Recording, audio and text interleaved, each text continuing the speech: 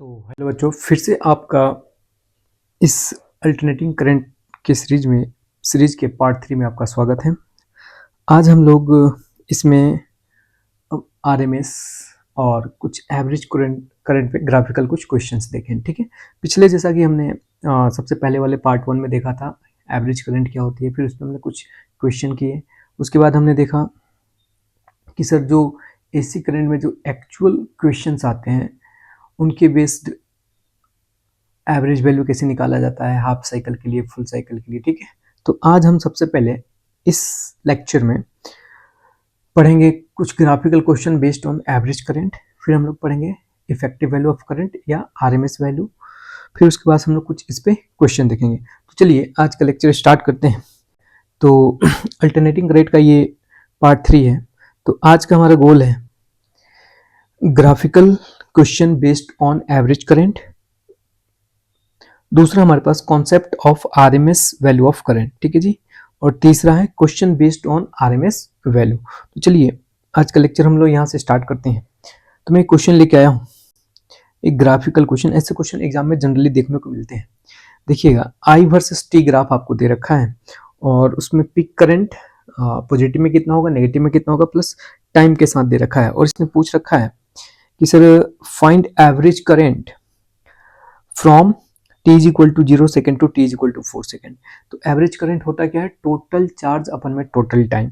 तो current versus time graph का जो एरिया हमें देता है वो क्या देता है जी, चार्ज, टोटल चार्ज। तो 0 से 4 सेकेंड तक, तो 0 से 4 सेकेंड के बीच का इस ग्राफ का हम क्या निकालेंगे जी, एरिया। आप जैसा देख पा रहे हैं ये जो ग्राफ है जो क्वेश्चन में दे रखा है ये एक ट्रायंगुलर शेप का है। तो इसका अगर आप एरिया निकालोगे तो ये हो जाएगा 1/2 बेस इंटू हाइट। देखिएगा 1/2 बेस हो जाएगा आपका कितना जी, 0 से 4 यानी कि इंटू 4, और हाइट हो जाएगा आपका कितना, 10। तो ये 2 से 4 कैंसिल आउट हो जाएगा, तो हमारे पास कितना आ जाएगा, 20 एम्पियर। तो जो पहला आपका क्वेश्चन है इसका आंसर हो जाएगा कि सर जी जो आई एवरेज आएगा ये कितना आ जाएगा, 20 एम्पियर। चलिए ठीक है, अब दूसरे क्वेश्चन पे आते हैं कि दूसरा हमसे क्या पूछ रहा है जी कि average current from t is equal to 0 second से t is equal to 8 second तक। तो देखिए अब इसमें क्या करना है, हम टोटल एरिया निकालेंगे। कहाँ से कहाँ, क्योंकि हमें एवरेज करंट चाहिए और एवरेज करंट होता क्या है, टोटल चार्ज अपन में टोटल टाइम। तो ये वाला एरिया अगर मैं ऊपर वाला तो निकाल के रखे हमने और नीचे वाला अगर एरिया निकाल लें तो मुझे दिख रहा है ये भी एग्जैक्टली क्या है जी, एक ट्रायंगल है। तो इसका भी एरिया हो जाएगा 1/2 बेस इंटू हाइट। तो सर 1/2 और बेस अगेन देखिएगा 4 से 8 यानी कितना हो जाएगा जी, 4, और हाइट कितना हो जाएगा, 10। तो ये हो गया 2, फिर आ गया 20। एक्चुअली में ये 20 नहीं, कितना होगा जी, -20। ऊपर वाले को पॉजिटिव लेते हैं, नीचे वाले को नेगेटिव। तो नेट एरिया जो आएगा कितना आ जाएगा जी, 0। तो हमारा एवरेज करंट कितना आ जाएगा सर जी, 0। तो ये ग्राफिकल क्वेश्चन है, इसे आपको ध्यान रखना है। ठीक है जी, अगर आप नोट डाउन करना चाहते हैं तो लिख लें, ऐसे क्वेश्चन आते हैं, इसको ध्यान रखना है। ठीक है, चलिए तो अब हम लोग नेक्स्ट देखते हैं। यहाँ हमारा एवरेज करंट पूरा कंप्लीट हो गया। अब इसके बाद एक जो दूसरा कॉन्सेप्ट है जिसका नाम है आरएमएस वैल्यू या इफेक्टिव वैल्यू ऑफ करंट, इसको हम लोग डिटेल्स में देखेंगे। तो चलिए स्टार्ट करते हैं। जो अगला टॉपिक है हमारा इफेक्टिव वैल्यू ऑफ करंट या आरएमएस वैल्यू ऑफ करंट। तो आरएमएस होता क्या जी, रूट मीन स्क्वायर वैल्यू। ध्यान से सुनिएगा, इसके नाम में ही इसका डेफिनेशन छिपा है कि जो जब भी कोई क्वांटिटी हो, चाहे वेलोसिटी हो, करंट हो, अगर उसका हमें आरएमएस निकालना है तो सबसे पहले उस जो टाइम का फंक्शन या तो वेलोसिटी या करंट है उसका हम सबसे पहले स्क्वायर करेंगे, फिर उसका मीन यानी एवरेज लेंगे, फिर उसका स्क्वायर रूट कर देंगे। तो उससे जो वैल्यू हमें निकलेगी उसे हम बोलते हैं आरएमएस वैल्यू। तो देखिए मैं करके बताता हूँ कि जैसे मान लो कि हमारे पास सर जी ये वायर है और इसमें जो करंट है वो टाइम का फंक्शन है। क्या जी, टाइम का करंट हमारा फंक्शन है, जैसे कि I is function of T. तो इसमें जब हम आई आरएमएस निकालेंगे तो सबसे पहले इस करंट का मैं क्या करूंगा जी, स्क्वायर। उल्टा सोचना है, देखिए पहले स्क्वायर फिर इसका मीन। तो ये लो सर हमने मीन ले लिया, और मीन लेने के बाद इसका लास्ट में क्या कर देना जी, रूट। तो इससे जो भी वैल्यू आएगी उसको हम बोलेंगे आई आर एम एस। ठीक है, तो एक बात याद कीजिए आप, हमने देखा था कि जो आई एवरेज हम लोग निकालते थे, यहाँ पे आई होता था तो हम यहाँ पे लिखते थे आई डी टी, T1 से लेके T2 तक, और यहाँ पे होता था dt T1 से लेके T2 तक। ठीक है जी। तो आज हमारे पास यहाँ आई नहीं है, क्या है, आई का स्क्वायर, क्या जी, आई का स्क्वायर। तो होगा क्या कि अब आपका जो एवरेज आएगा, यहाँ पे आई नहीं, आई का स्क्वायर हो जाएगा और डी टी लिमिट t1 से t2 तक, और ये हमारे पास इंटीग्रेशन dt t1 से लेके t2 तक। तो इसी RMS को हम लोग एक और तरीके से लिख सकते हैं मैथमेटिकली कि सर जो IRMS होगा ये कितना हो जाएगा जी, integration I square D T limit t1 से लेके t2 तक अपन में कितना जी, इंटीग्रेशन डी टी t1 से लेके t2 तक। ये तो आपका करंट के स्क्वायर का एवरेज आ गया। अभी भी इसका हमें क्या लेना बाकी है जी, स्क्वायर रूट। तो ये जो भी वैल्यू आएगा ये हमें क्या मिल जाएगा जी, IRMS। इसको हम लोग क्वेश्चन से करेंगे तो और क्लियरिटी आएगी। जैसे इसी चीज को मान लीजिए कि कल के डेट में हमें ऐसा दे दे कि जो हमारी वेलोसिटी है, जैसे मान लीजिए कि सर वेलोसिटी जो है वो टाइम का फंक्शन है, तो अगर हमें VRMS निकालना होगा तो हम क्या करेंगे जी, integration v square D T t1 से लेके t2 तक, और ये dt t1 से लेके t2 तक, ये एवरेज हो जाएगा और इसका स्क्वायर रूट, तो ये आ जाएगा हमें VRMS। आपने रूट मीन स्क्वायर वेलोसिटी पढ़ा होगा काइनेटिक थ्योरी ऑफ गैसेस में, एग्जैक्टली वही चीज है ना।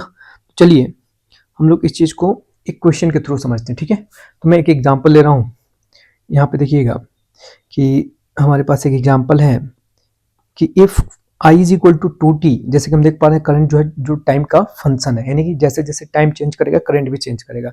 Then find IRMS value from t is equal to 0 to t is equal to 2 second. 0 से 2 सेकेंड के बीच हमें बताना है कि इस टाइम वेरिंग करंट का IRMS वैल्यू कितनी होगी।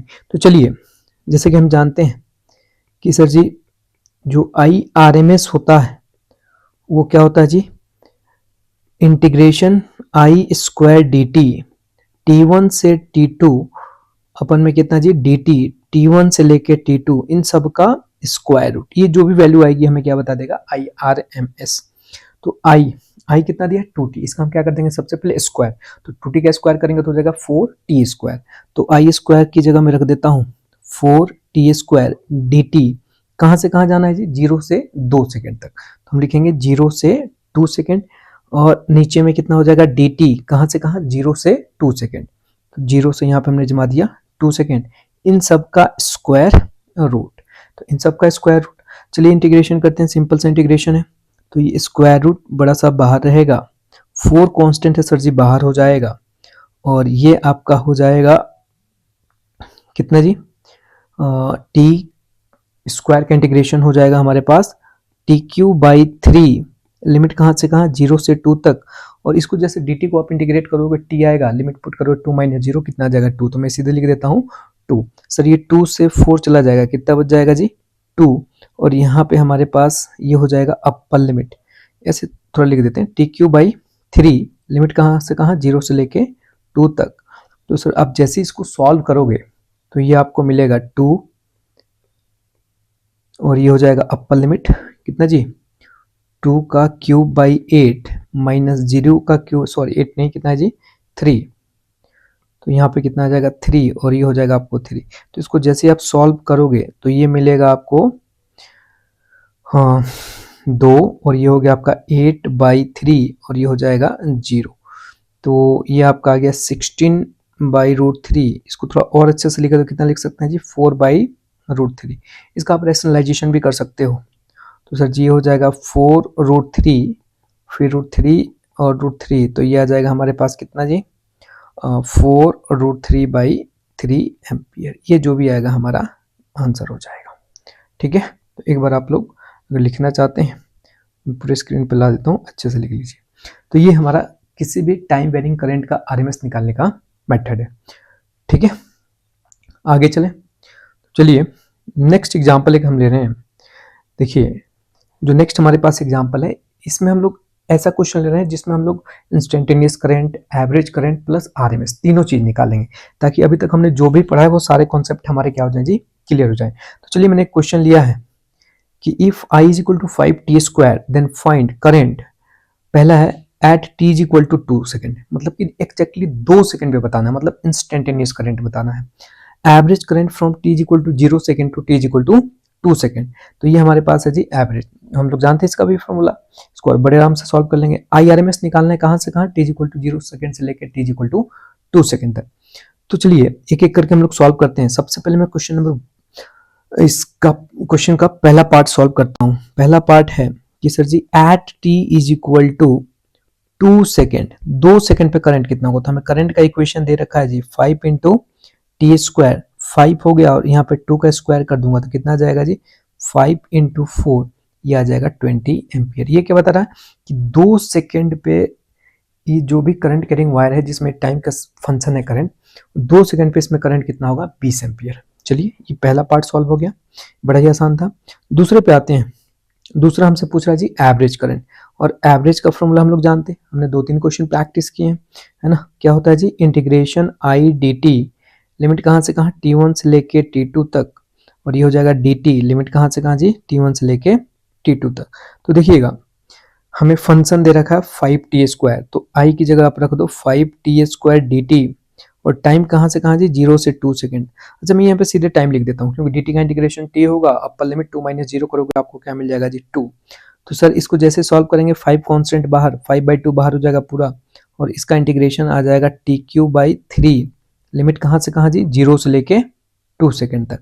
ठीक है, तो अब यहाँ पे मैं लिख रहा हूँ 5/2 और अपर लिमिट एक बार पुट करेंगे आप तो कितना हो जाएगा 2 की पावर क्यूब बटे में 3, कितना जी 3, और यहाँ पे आ जाएगा 0 क्योंकि अपर लिमिट लोअर लिमिट 0 है, तो ये आ जाएगा 0, यानी कि ये 5/2 और ये हो जाएगा 8 कितना जी 3, ये इससे चला जाएगा तो हमें आ जाएगा करंट 20/3 एम्पियर।